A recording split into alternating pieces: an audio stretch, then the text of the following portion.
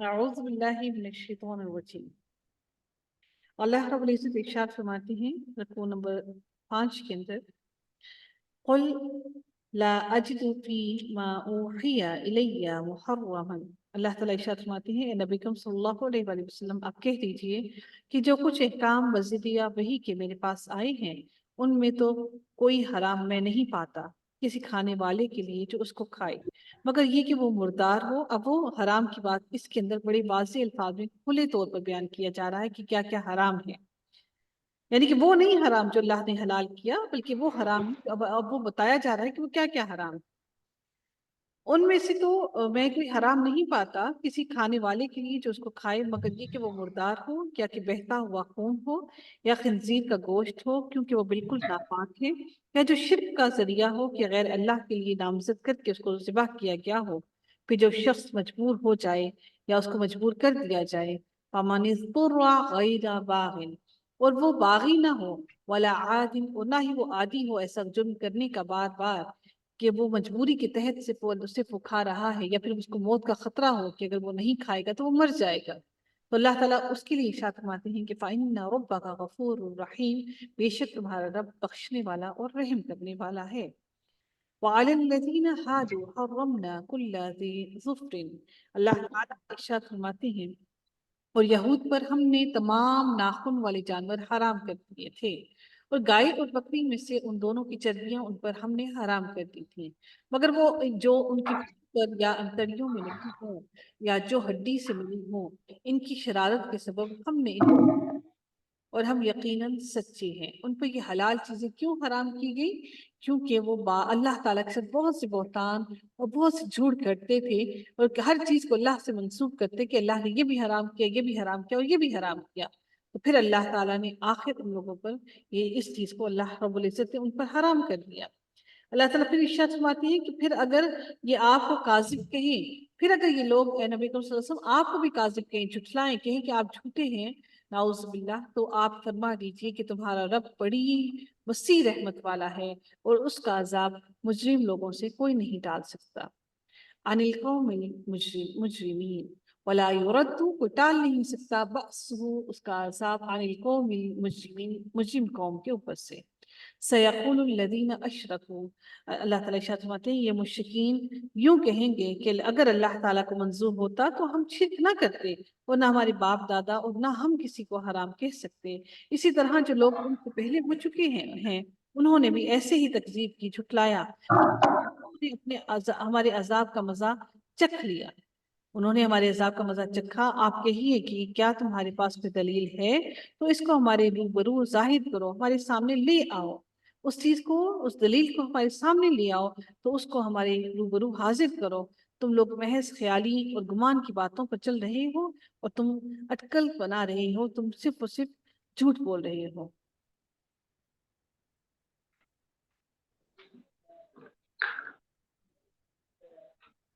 لوگ پیچھے پہ ایسے پی لو۔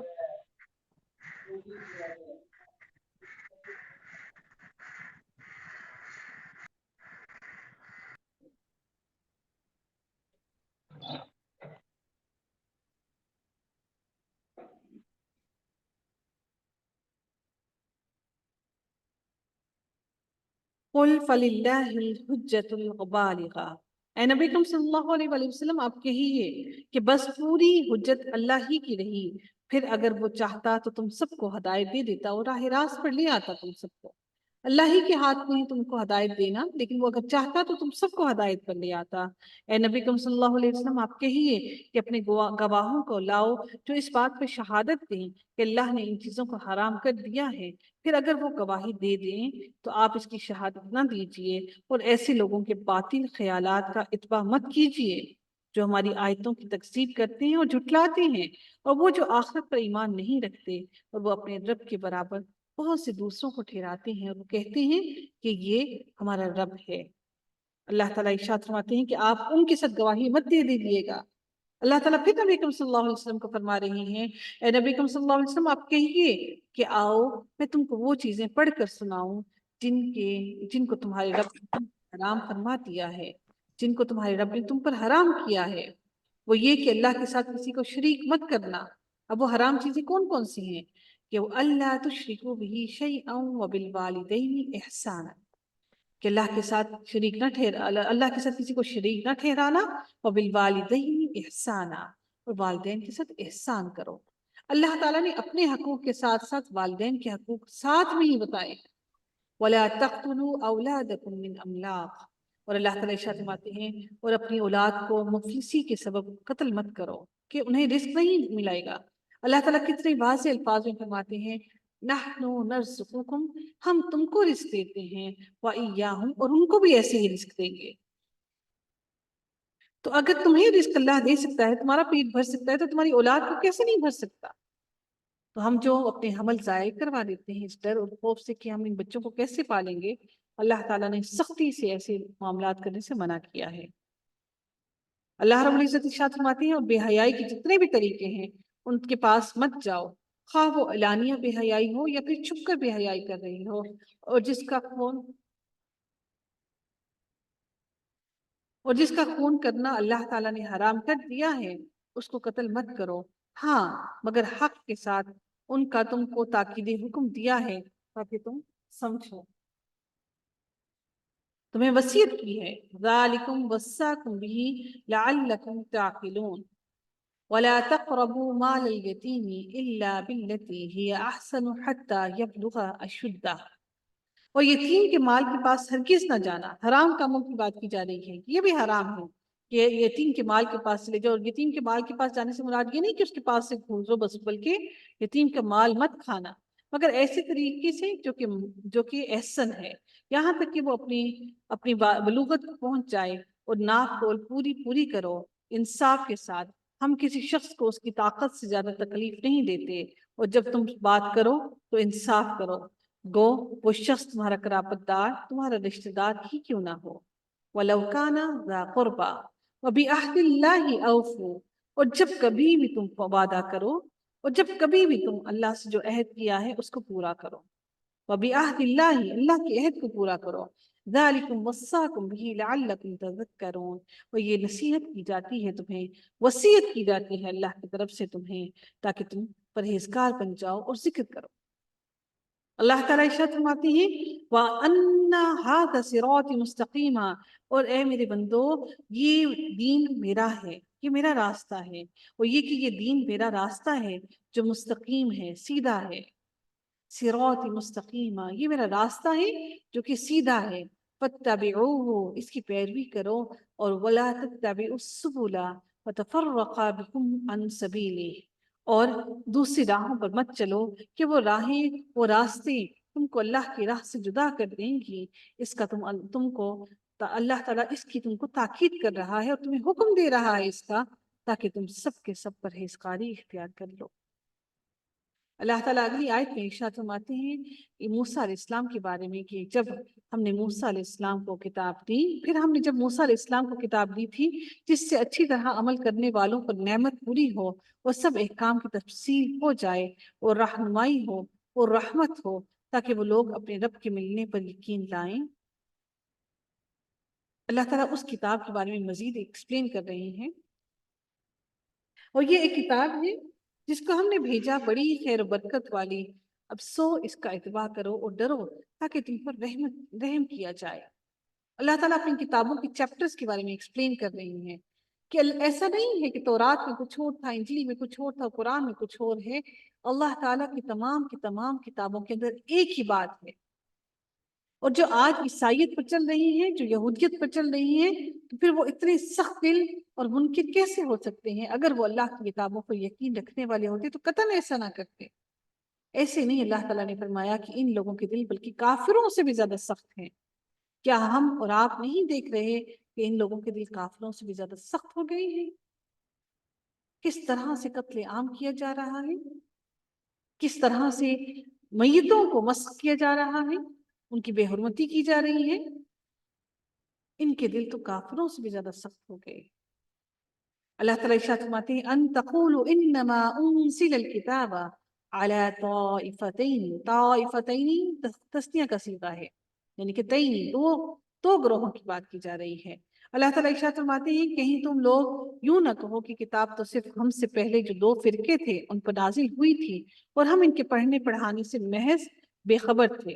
اللہ تعالیٰ نے قرآن کو ان لوگوں کے لیے اس لیے بھیجا، ہم لوگوں کے لیے، کہیں یہ نہ کہیں ہم لوگ کہ یہ کتابیں جو 2 تھی ان لوگوں کے لیے تھی، ہمارے پاس تو اللہ نے کوئی کتاب بھیجی ہی نہیں، کوئی رسول بھیجا ہی نہیں، ہم تو غافل تھے، ہم تو بے خبر تھے۔ تو اللہ تعالیٰ نے ہمارے لیے بھی اللہ نے رسول بھیج دیا۔ او تقولوا لو ان انزل علینا الکتاب، یا یوں نہ کہو کہ اگر ہم پر کوئی کتاب نازل ہوتی تو ہم ان سے بھی زیادہ راہ راست پر ہوتے، اہدا منہم، ہم ان سے بھی زیادہ اچھے رستے پر ہوتے۔ تو اللہ تعالیٰ ارشاد فرماتے ہیں کہ سو اب تمہارے پاس، تمہارے رب کے پاس سے کتاب واضح اور رہنمائی کا ذریعہ رحمت آ چکی ہے، اب اس شخص سے زیادہ ظالم کون ہوگا جو ہماری ان آیتوں کو جھوٹا بتائے اور اس سے روکے دوسروں کو بھی۔ سَنَجْزِي الَّذِينَ يَصْدِفُونَ عَنْ آيَاتِنَا سُوءَ الْعَذَابِ بِمَا كَانُوا يَصْدِفُونَ، ہم جلد ہی ان لوگوں کو جو کہ ہماری آیتوں سے روکتے ہیں ان کو ان کے اس روکنے کے سبب سخت ترین سزا دیں گے۔ کیا یہ لوگ صرف اس کام کے منتظر ہیں، اس حکم کے منتظر ہیں کہ ان کے پاس فرشتے آئیں یا ان کے پاس آپ کا رب آئے یا آپ کے رب کی کوئی بڑی نشانی آئے؟ جس روز آپ کے رب کی کوئی بڑی نشانی آ پہنچے گی، کسی ایسے شخص کا ایمان اس کی کام نہ آئے گا جو پہلے سے ایمان نہ رکھتا ہو۔ عذاب کے آ جانے کے بعد اب اس وقت عذاب کے آنے کے وقت اس کا ایمان کسی کام نہ آئے گا، یہ اس نے اپنے ایمان پہ کوئی نیک عمل نہ کیا ہو یا اس نے اپنے ایمان میں کوئی نیک عمل نہیں کیا۔ آپ فرما دیجیے نبی کریم صلی اللہ علیہ وسلم کہ تم منتظر رہو، ہم بھی منتظر ہیں۔ ان الذين فرقوا دينهم وكانوا شيعا لست منهم في شيء، بے شک جن لوگوں نے اپنے دین کو جدا جدا کر دیا، فرقے میں پڑ گئے، توڑ دیا، ٹکڑے ٹکڑے کر دیا اور گروہ گروہ بن گئے، آپ کا ان سے کوئی تعلق نہیں۔ ہمارے دین میں بھی اللہ تعالیٰ نے، یہ ہمارے دین کی بات ہو رہی ہے کہ دین کو ٹکڑے ٹکڑے مت کرو۔ بدقسمتی سے ہم نے بھی دین کو ٹکڑے ٹکڑے کر دیے، ہم بھی فرقوں میں بٹ گئے۔ آپ کا ان سے کوئی تعلق نہیں، بس ان کا معاملہ اللہ تعالیٰ کے حوالے ہے، پھر ان کو ان کا کیا ہوا بتا دیں گے، جو کچھ وہ کر رہی ہیں اس کی خبر دے دیں گے۔ يُنَبِّئُهُم بِمَا كَانُوا يَفْعَلُونَ، جو شخص نیک کام کرے گا اس کو اس کے 10 گنا ملیں گے، اور جو شخص برا کام کرے گا اس کے برابر ہی اس کو سزا ملے گی۔ یعنی کہ جو اللہ نے خبر دی ہے، ہمیں ابھی خبر دے دی ہے کہ جو نیک کرے گا اس کو 10 گنا ملے گا، اور جو برائی کرے گا اس کو صرف اتنی ہی برائی کی جزا دی جائے گی جو اس نے کی ہے۔ اور اللہ تعالیٰ ارشاد فرماتے ہیں اور کسی پر بھی میں ظلم نہیں کروں گا اور کوئی ظلم نہیں کیا جائے گا۔ اللہ کسی پر ظلم نہیں کرتا، اللہ کیوں ہم پر ظلم کرے گا؟ ہم اس کی خلقت ہیں، ہم اس کے بندے ہیں، اپنی بنائی ہوئی چیز پر کوئی ظلم کرتا ہے بھلا؟ اس سے تو محبت ہوتی ہے، اور ہم تو اللہ کی وہ کریشن ہے جس کو بنا کر اللہ تعالیٰ نے فخر کیا ہم پر کہ یہ میری سب سے بہترین کریشن ہے، تو پھر اللہ رب العزت ہم پر کیسے ظلم کرے گا؟ اللہ تعالیٰ ارشاد فرماتے ہیں قل اننی ہدانی، آئے نبی صلی اللہ علیہ وسلم آپ کہہ دیجئے کہ مجھ کو میرے رب نے ایک سیدھا راستہ بتا دیا ہے، کہ وہ ایک دین مستحکم ہے، سیدھا راستہ ہے، جو طریقہ ہے ابراہیم علیہ السلام کا، جو اللہ کی طرف یکسو تھے اور وہ شرک کرنے والوں میں سے ہرگز نہ تھے۔ یہ اس وقت کی بات ہو رہی ہے جب پوری زمین پر صرف اور صرف شرک ہی تھا، اکیلے ابراہیم علیہ السلام مشرک نہ تھے، صرف وہی تھے جو توحید پر ایمان لا رہے تھے، اور صرف وہی تھے جو اللہ کی حمد و ثنا کر رہے تھے زمین پر، روئے ارض پر، باقی ساری کی ساری زمین پہ سب لوگ مشرک تھے۔ اے نبی اکرم صلی اللہ علیہ وسلم آپ فرما دیجئے کہ یہ یقیناً میری نماز اور میری ساری عبادت اور میرا جینا اور میرا مرنا، ان صلاتی و نسکی و محیای و مماتی للہ رب العالمین، میری نماز، میری قربانی، میری عبادت، میرا جینا، میرا مرنا، اور یہ سب کچھ پھر رب کے لیے ہے جو رب العالمین ہے، تمام جہانوں کا رب ہے، اس کا کوئی شریک نہیں ہے۔ نبی کریم صلی اللہ علیہ وسلم اپنے بارے میں بیان کرتے ہوئے فرما رہے ہیں کہ میں اس پر ایمان لایا ہوں، اس کا کوئی شریک نہیں ہے، اور مجھ کو اسی کا حکم دیا گیا ہے، اور میں سب ماننے والوں میں سے پہلا ہوں۔ ایسا نہیں کہ میں تمہیں یہ حکم دے رہا ہوں کہ تم مانو، بلکہ میں تم میں سب سے پہلا ہوں جو ایمان لانے والا ہوں۔ اے نبی کریم صلی اللہ علیہ وسلم آپ سے پھر ان سے اللہ تعالیٰ پھر کہہ رہی ہیں اے نبی کریم صلی اللہ علیہ وسلم آپ فرما دیجئے کہ کیا میں اللہ کے سوا کسی اور کو رب بنانے کے لیے تلاش کروں، حالانکہ وہ مالک ہے ہر چیز کا، اور جو شخص بھی کوئی عمل کرتا ہے وہ اسی پر ہوتا ہے، ہر شخص کا کیا ہوا عمل اسی پر ہے اور کوئی دوسرے کا بوجھ ہرگز نہ اٹھائے گا۔ پھر تم سب کو اپنے رب کی طرف جانا ہے، پھر وہ تم کو جتلائے گا، بتائے گا جس جس چیز میں تم دنیا میں اختلاف کر رہے تھے اور بھیڑ رہے تھے، جھگڑ رہے تھے۔ اللہ وہ ذات ہے جس نے تم کو اے انسانوں، اے ایمان والو، جس نے تمہیں زمین میں جانشین بنایا، خلیفہ بنایا۔ خلیفہ سے مراد کیا ہے کہ اللہ کا پیغام آگے پہنچانے والا بنایا۔ وَرَفَعَ بَعْضَكُمْ فَوْقَ بَعْضٍ، اور اللہ تعالیٰ نے ایک کا دوسرے پر رتبہ بڑھایا، کچھ لوگوں کا رتبہ دوسرے پر بڑھایا ان کی نیکیوں اور ان کے اعمال کے سبب۔ لِيَبْلُوَكُمْ فِيمَا آتَاكُمْ، کس وجہ سے؟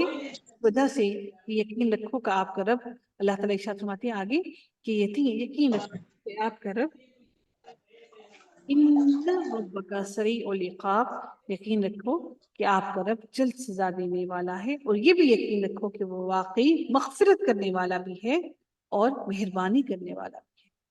نہ صرف ایسا نہیں ہے کہ وہ صرف حساب لینے والا ہے اور وہ صرف جلد عذاب دینے والا ہے، بلکہ اللہ رب العزت مغفرت کرنے والا اور رحم کرنے والا بھی ویسا ہی ہے۔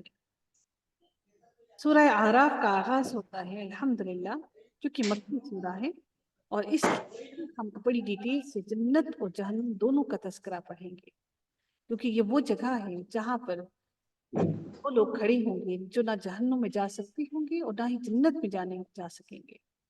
ان کے اعمال ایسے ہوں گے کہ وہ ان کے اعمال اتنے زیادہ نہ ہوں گے کہ وہ جنت میں جا سکیں اچھے اعمال، اور ایسے بھی نہ ہوں گے کہ وہ جہنم میں داخل کیے جائیں، لیکن اللہ سے یہ امید لگائی ہوں گے کہ انشاءاللہ اللہ رب العزت ان کو جنت میں ڈال دے گا۔ آغاز ہوتا ہے سورہ اعراف کا، اللہ تعالیٰ ارشاد فرماتے ہیں بسم اللہ الرحمن الرحیم، حروف مقطعات کے ساتھ آغاز ہوتا ہے سورہ کا، الف لام میم صاد، کتاب کی ایک کتاب ہے۔ اللہ تعالیٰ ارشاد فرماتے ہیں یہ ایک کتاب ہے جو آپ کے پاس اس لیے بھیجی گئی ہے کہ آپ اس کے ذریعے سے ڈرائیں۔ فَلَا يَكُنْ فِي صَدْرِكَ حَرْجٌ مِّنْهُ، اللہ تعالیٰ نبی کریم صلی اللہ علیہ وسلم کو کہہ رہے ہیں کہ نبی کریم صلی اللہ علیہ وسلم سو آپ کے دل میں اس سے بالکل تنگی نہ آئے، صدرک آپ کے سینے میں، کوئی حرج کوئی تنگی نہ آئے، مِنْهُ لِتُنذِرَ بِهِ ذِكْرَى لِلْمُؤْمِنِينَ، اس سے آپ کو آگے اس کا پیغام پہنچانے میں آپ کا سینہ تنگ نہ ہو۔ ایسا نہیں کہ کچھ علم بتا دیں اور کچھ چھپا لیں، ایسا نہ ہو، آپ کا سینہ کھلا اور کشادہ ہو۔ اور اللہ تعالیٰ ارشاد فرماتے ہیں اور نصیحت ہے یہ قرآن کس کے لیے؟ ایمان والوں کے لیے، صرف ایمان والوں کے لیے نصیحت ہے، جو ایمان والے نہیں ہیں ان کے لیے نصیحت ہرگز نہیں ہے، وہ کدی تلاش کریں گے۔ اللہ تعالیٰ ارشاد فرماتے ہیں تم لوگ اس کا اتباع کرو جو تمہارے رب کی طرف سے آئی ہے، اور اللہ تعالیٰ کو چھوڑ کر من گھڑت سرپرستوں کی اتباع مت کرو، تم لوگ بھی بہت ہی کم نصیحت پکڑتے ہو۔ اور بہت بستیوں کو ہم نے تباہ کر دیا اور ان پر ہمارا عذاب رات کے وقت پہنچا، یا اس کے رات کے وقت پہنچا ایسی حالت میں کہ وہ دوپہر کے وقت آرام میں تھی، یا پھر ان کو ایسی حالت میں پہنچا یا پھر رات کو پہنچا یا پھر دوپہر کے وقت پہنچا۔ اللہ کا عذاب جب بھی آیا یا پھر رات کے وقت آتا ہے یا پھر دن کے وقت آتا ہے، جب انسان کے آرام کرنے کا وقت ہو، تاکہ وہ کہیں بھاگ نہ سکے، ہر طرف سے گھیر لیا جائے۔ جس وقت ان پر ہمارا عذاب آیا اس وقت ان کے منہ سے سوائے اس کی اور کوئی بات نہ نکلی کہ واقعی ہم ظالم تھے۔ ان قالوا انا كنا ظالمین، پھر ہم ان لوگوں سے ضرور پوچھیں گے جن کے پاس پیغمبر بھیجے گئے تھے، اور ہم پیغمبروں سے ضرور پوچھیں گے، پیغمبروں سے اللہ سوال کرے گا کیا تم نے میرا پیغام نہ پہنچایا ان لوگوں کی طرف؟ پھر ہم چونکہ پوری خبر رکھتے ہیں، اللہ تعالیٰ جانتے ہیں کہ کس نے کتنا کتنا پیغام پہنچا دیا ہے، اللہ تعالیٰ ارشاد فرماتے ہیں کہ اور پھر ہم چونکہ پوری خبر رکھتے ہیں ان کے روبرو بیان کر دیں گے، اور ہم کچھ بے خبر نہ تھے، ہم بے خبر نہ تھے ان کے اعمال سے۔ والوزن یومئذ الحق، اور اس روز وزن بھی برحق ہے، وزن کیا جائے گا کن کا؟ اعمال کا۔ فمن ثقلت موازین، اور جس کے پلڑے بھاری ہوں گے اور جس کا پلڑا ہلکا ہوگا اس کا بھی وزن کر لیا جائے گا، اور جس کا پلڑا بھاری ہوگا اللہ تعالیٰ ان کے لیے ارشاد فرماتے ہیں فَأُولَٰئِكَ هُمُ الْمُفْلِحُونَ، بھاری پلڑوں والے کامیاب ہوں گے۔ اور جس بدبخت کے پلڑے، جس بدبخت کا وزن کم ہوگا اعمال کا، وہی لوگ خسارے والے ہیں۔ خَاسِرُوا أَنفُسَهُمْ بِمَا كَانُوا بِآيَاتِنَا يَظْلِمُونَ، ہماری آیتوں کو جھٹلا کر بڑا ظلم کر دیا انہوں نے۔ آج اگر میں اور آپ اگر اللہ کی آیتوں کو نہیں سنتے، نہیں پڑھتے، نہیں عمل کرتے، نہیں سمجھنے کی کوشش کرتے تو ہم بھی انہی میں شامل۔ کیا ہم اپنی پیٹھیں نہیں موڑتے؟ وَلَقَدْ مَكَّنَّاكُمْ فِي الْأَرْضِ وَجَعَلْنَا لَكُمْ فِيهَا مَعَائِشَ، اور بے شک ہم نے تم کو زمین پر رہنے کی جگہ دی اور ہم نے تمہارے لیے اس میں سامان رزق پیدا کیا، تم لوگ بہت ہی کم شکر کرتے ہو۔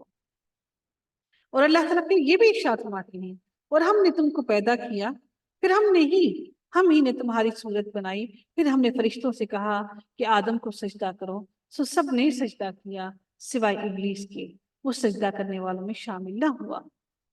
اللہ تعالیٰ ارشاد فرماتے ہیں، اللہ تعالیٰ نے فرمایا تو جو سجدہ نہیں کرتا تو تجھ کو اس سے کس چیز نے منع کیا، کس چیز نے روکا؟ اللہ نے سوال کیا اس سے، ایسے نہیں کہ فوراً ہی اس کو جنت سے نکال کے پھینک دیا۔ اللہ تعالیٰ ارشاد فرماتی ہے قال ما منعک، کس چیز نے تجھ کو روکا اللہ تسجدا، کہ تو نہ سجدہ کرے، اذ امرتک، کیا میں نے تجھے یہ حکم نہ دیا تھا کہ تم اس کو سجدہ کرو؟ آخر کون سا ایسی بات ہے جس نے تمہیں روکا؟ کیا کہتا ہے شیطان؟ کہتا ہے قال، اس نے کہا انا خیر منہ، میں بہتر ہوں اس سے، میں کیسے سجدہ کروں؟ ہم کہتے ہیں نا وہ مجھ سے ناراض ہو گیا تو چھوڑو، میں کیوں اس کی طرف جاؤں، میں تو بہتر ہوں اس سے، میں تو مال میں، اولاد میں، رتبے میں بہتر ہوں اس سے۔ اللہ اکبر، یہی تکبر ہمارے دلوں میں ہے۔ ہم نہیں تکبر کرتے، ہم کیوں جھک جائیں، ہم کیوں معذرت کر لیں، ہم کیوں معافی مانگیں، ہم کیوں کہیں کہ وہ میں نہیں ختم ہوتی، وہ میں نہیں چھوڑتی ہمیں، ہم کیوں سیکھیں، ہمیں تو سب کچھ آتا ہے، ہم کیوں پوچھیں، کسی کو کیا پتہ لگے گا، یہ بھی نہیں آتا۔ تو یہ جو میں ہے نا، یہ میں شروع کی کس نے؟ شیطان۔ قال انا خیر منہ، میں تو بہتر ہوں اس سے، خلقتنی من نار، مجھے تو نے پیدا کیا آگ سے، وخلقتہ من طین، اور تو نے تو پیدا کیا اس کو کس سے؟ مٹی سے، مٹی کی کیا اوقات ہے میرے آگے؟ اب اللہ تعالیٰ اس کو کیا کہہ رہی ہے شیطان کو؟ حق تعالیٰ رب کائنات نے فرمایا قال فاہبط، بس اتر جا، تو اس آسمان سے تو اتر جا، تجھ کو کوئی حق حاصل نہیں کہ تو آسمان میں رہ کر تکبر کرے، سو تو نکل جا، بے شک تو ذلیلوں میں سے ہوگا، تجھے کوئی حق حاصل نہیں ہے کہ تو اس آسمان میں رہ کر تو تکبر کرے۔ آسمان میں تو اللہ کی سب سے پاکیزہ مخلوق رہتی ہے، وہ فرشتے ہیں جو ہر وقت رب کائنات کے حمد و ثنا کرتے ہیں۔ تجھے کیا حاصل ہے، کیا حق حاصل ہے کہ تو اس آسمان کی اونچائیوں میں رہ؟ اتر جائے اس آسمان سے۔ یہی حال ہوگا ان لوگوں کی روحوں کا جو تکبر کرتے رہے، دنیا کی زندگی میں غارت ہو گئے، پھٹک گئے، اور ان کی روحیں آسمان پر نہیں چڑھ سکیں گی، ان کو وہیں سے واپس زمین پر پٹک دیا جائے گا۔ اللہ تعالیٰ ارشاد فرماتے ہیں قال انظرنی الی یوم یبعثون، اب اس نے کیا کہا؟ شیطان نے کہا کہ اللہ تو نے مجھے اتار تو دیا، تو مجھ کو مہلت بھی اب دے دینا، مجھے آسمان سے اتنی اونچائیوں سے تو گرا رہا ہے، اتنی میں نے تیری عبادتیں کی، تو مجھے اس کا قرض بھی تو واپس کرنا۔ اللہ تعالیٰ نے کیا کہا؟ قال انک من المنظرین، اللہ تعالیٰ نے فرمایا جا، تجھ کو مہلت دی گئی، دے دی تجھے مہلت۔ اب پھر شیطان اب اللہ سے پھر وہ کلام کر رہا ہے، کہہ رہا ہے تو نے مجھے مہلت تو دے دی، اب دیکھ کہ میں کیا کرتا ہوں۔ اس نے کہا بسبب اس کی کہ آپ نے مجھ کو گمراہ کیا ہے، میں قسم کھاتا ہوں کہ میں ان کے لیے آپ کی سیدھی راہ میں بیٹھوں گا، لا اقعدن لهم صراطك المستقیم، گھاٹ لگا کر بیٹھوں گا، چپ چھپ کر نہیں بیٹھتی جو کہا، پیچھے ہو کر چھپ کر بیٹھنا، میں ویسے بیٹھوں گا، اور پھر دیکھنا اے رب کہ مجھے تو راستے سے بھٹکا دیا، اب دیکھنا کہ میں تیرے بندوں کو کیسے راستے سے بھٹکاتا ہوں، ان بندوں کے لیے تو نے مجھے زمین پر اتارا جن کو تو نے بنایا، اور میں نے تیری اتنی عبادت نہیں کی وہ ساری کی ساری ختم ہو گئی، اب دیکھنا میں ان بندوں کے ساتھ کیا کروں۔ ابھی میں اور آپ دنیا میں زمین پر پیدا نہیں ہوئے تھے، اللہ تعالیٰ نے صرف حضرت آدم علیہ السلام کی تخلیق کی تھی، لیکن اس کو یہ علم تو تھا کہ اب اللہ تعالیٰ ان سے بھی جوڑے بنائے گا، پھیلائے گا ان کو۔ اب اللہ تعالیٰ نے بھی کیا جواب دیا اس کو، پھر اس نے کیا کہا شیطان نے، پھر ان پر حملہ کروں گا ان کے آگے سے۔ اب یہ سوچ لیجیے کہ یہ کتنی بڑی بات قرآن کے اندر گواہی دی جا رہی ہے، ثم لآتینہم من بین ایدیہم ومن خلفہم وعن ایمانہم وعن شمائلہم۔ کیا کہا اس نے، پھر ان پر حملہ کروں گا ان کے آگے سے بھی اور ان کے پیچھے سے بھی اور ان کے دائیں سے بھی اور ان کے بائیں سے بھی، اور آپ ان میں سے اکثر کو شکر گزار نہ پائیں گے۔ وَلَا تَجِدُ أَكْثَرَهُمْ شَاكِرِينَ، کہ میرے اور آپ کے لیے بات ہو رہی ہے۔ سوچئے کہ ہم کہاں کھڑے ہیں، ہم کہتے ہیں نہیں جی ہمارے تو ایمان بڑے پکے ہیں۔ ایک چھوٹی سی بات کہنا چاہوں گی، ہم لوگ چاہے بچیاں چھوٹی ہوں بڑی ہوں، بڑے آرام سے کہہ دیتے ہیں چلو جی وہ کزن بھائی ہے، بھائی کے ساتھ چلے جائیں۔ بھائی کاہے کے بھائی ہیں، کہاں کے بھائی ہیں؟ ہمیں ان پر بھروسہ ہے جی، بھروسہ کہاں کا ہے؟ اللہ رب العزت نے بھروسہ نہیں کیا، نبی نے بھروسہ نہیں کیا، آپ کو اور میرا بھروسہ اللہ اور اللہ کے نبی سے زیادہ ہے؟ یہ کیسا بھروسہ ہے؟ کیا اللہ نہیں جانتا؟ نعوذ باللہ، کیا نبی نہیں جانتا؟ شیطان نے تو کھلے الفاظ میں کہہ دیا میں تو بیٹھا ہوا ہوں۔ اب اللہ تعالیٰ اب کیا فرما رہی ہیں اگلی آیت میں کیا سمجھنے کو مل رہا ہے؟ اللہ تعالیٰ نے فرمایا قال اخرج منها مذءوما مدحورا، اللہ تعالیٰ نے فرمایا کہ یہاں سے ذلیل اور خوار ہو کر نکل جا، جو شخص ان میں سے تیرا کہنا مانے گا میں ضرور تم سب سے جہنم کو بھر دوں گا۔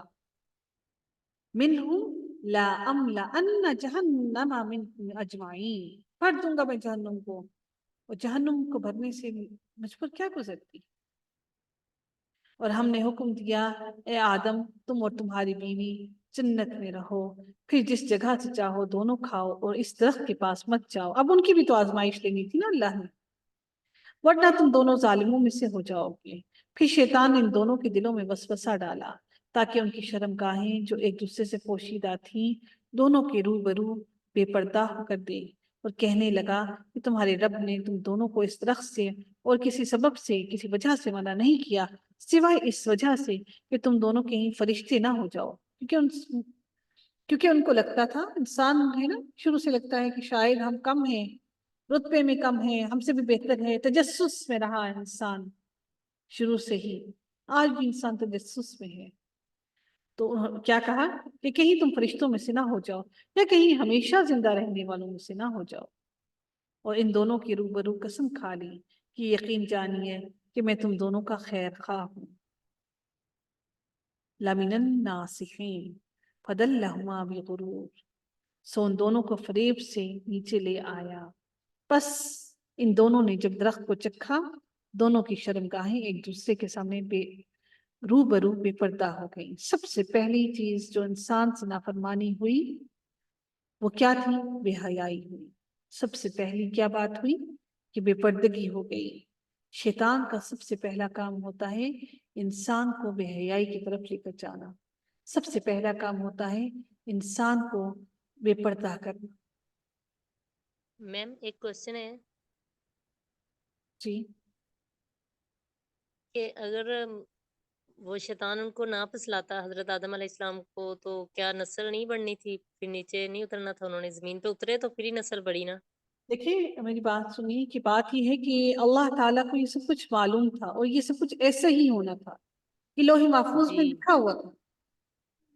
ٹھیک ہے، جی ہم نے پہلے پڑھا نا کہ کوئی ایک پتا بھی درخت سے نہیں گرتا اللہ کی کس میں نہ ہو؟ اللہ کے علم میں نہ ہو. اور یہ سب باتیں اللہ تعالیٰ نے فرمائی کہ اللہ تعالیٰ نے فرمایا کہ یہ سب باتیں اللہ تعالیٰ نے لوح محفوظ میں لکھ رکھی ہیں. ازل سے لے کر ابد تک جو کچھ ہو رہا ہے اور جو کچھ ہوگا وہ سب کچھ لکھ رکھا ہے. جس کے لیے حدیث میں آتا ہے کہ ایک انسان اتنے اس کے اعمال نیک ہوتے ہیں کہ وہ جنت کے میں داخل ہونے میں اس میں صرف ایک بالش کا فاصلہ رہ جاتا ہے، لیکن اس کے نوشتہ تقدیر میں اللہ نے جہنم لکھی ہوئی ہے. وہ ایسے پلٹتا ہے نیکیوں سے کہ وہ جہنم اتنے بد عمل کرتا ہے کہ وہ جہنم میں داخل کر دیا جاتا ہے. پھر اللہ تعالیٰ ارشاد اس میں پھر حدیث قدسی میں آگے پھر یہ ارشاد ہوتا ہے کہ ایک انسان اتنی بد عمل کرتا ہے کہ اس کے اور جہنم کے درمیان میں صرف ایک بالشت کا وقفہ رہ جاتا ہے، اور پھر اس کی نوشتہ تقدیر اس پر غالب آتی ہے، اور پھر اتنے نیک عمل کرتا ہے کہ آخر کار وہ جنت میں داخل کر دیا جاتا ہے. یہ سب تقدیر میں لکھ دیا گیا ہے اور یہ سب چیزیں لوح محفوظ میں لکھی ہوئی ہیں. لیکن اللہ رب العزت یہ بھی فرماتے ہیں کہ میں لوح محفوظ کے اوپر اپنی نظر رحمت، اپنی نظر کرم دن میں کئی ہزار مرتبہ کرتا ہوں. اور پھر اللہ تعالیٰ یہ بھی فرماتے ہیں میں تقدیروں کو دعاؤں سے بدل دیتا. تو ایسا نہیں کہ وہ لکھ دیا تو وہ اٹل ہی ہے آپ کی تقدیر میں. اسی لیے بار بار ہم سے کہا گیا ہے کہ ہم دعا کریں کہ ہمارا دل مضبوط رہے اس ہدایت پر. ہم نہیں جانتے کہ کب ہمارے سے ہدایت چھن جائے، اور ہم اس پر قدرت نہیں رکھتے، ہم اس پر طاقت نہیں رکھتے. اگر آپ اچھے عمل آج کر رہی ہیں تو آپ کو کیا معلوم کہ کل یہ عمل ہم سے ہوں گے یا نہیں ہوں گے؟ کیا معلوم کہ یہ عمل بھی ہمارے لیے ایک آزمائش ہے. اللہ سے استقامت مانگنا سب سے لازم ہے. آج ہم اس محفل بیٹھے سیکھنے کے لیے، کیا معلوم کہ ہم یہاں سے سیکھ کر باہر نکلتے ہیں تو ہم باہر نکل کے کیا کرتے ہیں؟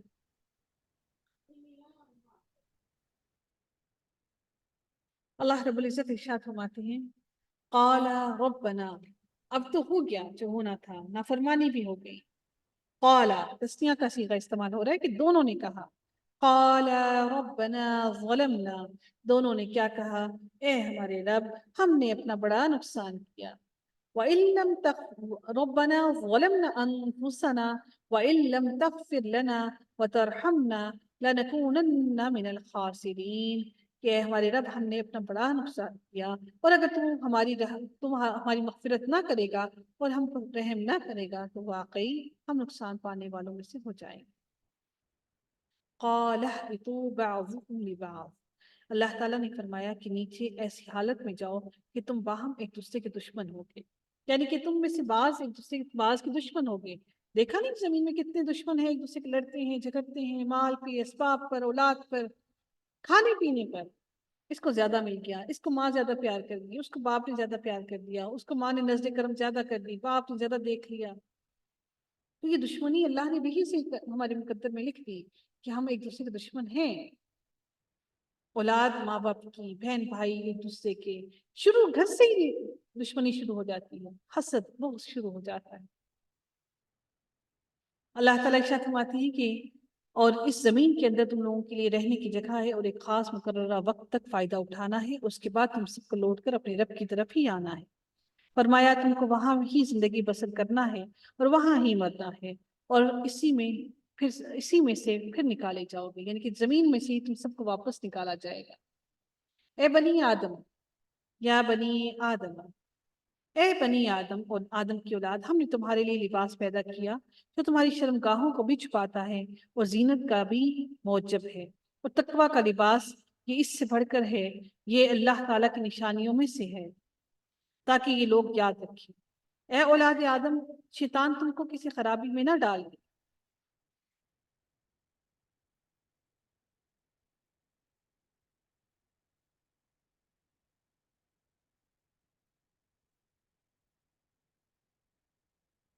اے بنی آدم، شیطان تم کو کسی خرابی میں نہ ڈال دے، جیسا اس نے تمہارے ماں باپ کو جنت سے باہر کرا دیا ایسی حالت میں ان کا لباس بھی اتروا دیا تاکہ وہ ان کو ان کی شرمگاہیں دکھائے. وہ اور اس کا لشکر تم کو ایسی طور پر دیکھتا ہے کہ تم ان کو نہیں دیکھتے ہو. ہم نے شیطانوں کو انہی لوگوں کا دوست بنایا ہے جو ایمان نہیں لاتے. سب سے بڑی بے حیائی ہم کہاں کرتے ہیں؟ جی کوئی بتائے گا مجھے؟ ہم سب مسلمان، ہم سب ایمان والے، ہم سب پرہیزگار، ہم سب عبادت کرنے والے، ہم سب نمازیں پڑھنے والے، روزے رکھنے والے، زکوٰۃ دینے والے، صدقہ کرنے والے، سب سے زیادہ بے حیائی ہم عورتیں کہاں کرتی ہیں؟